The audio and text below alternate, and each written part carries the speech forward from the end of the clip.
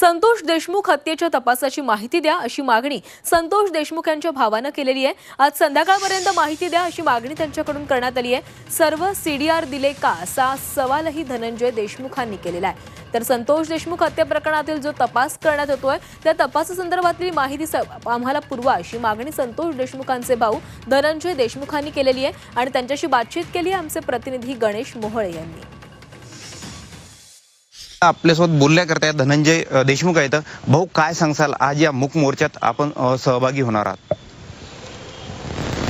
झालेल्या घटनेला 1 महिना पूर्ण होतोय।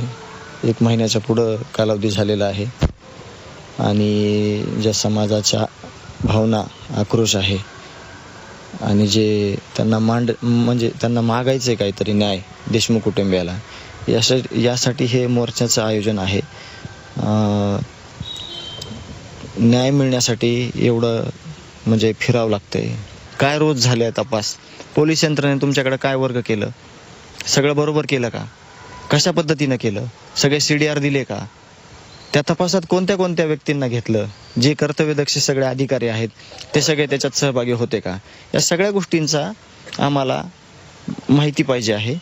आणि आज आम्ही संध्याकाळपर्यंत विनंती करतोय सगळ्यांना डिपार्टमेंटला की आम्हाला संध्याकाळपर्यंत ती माहिती द्यावी।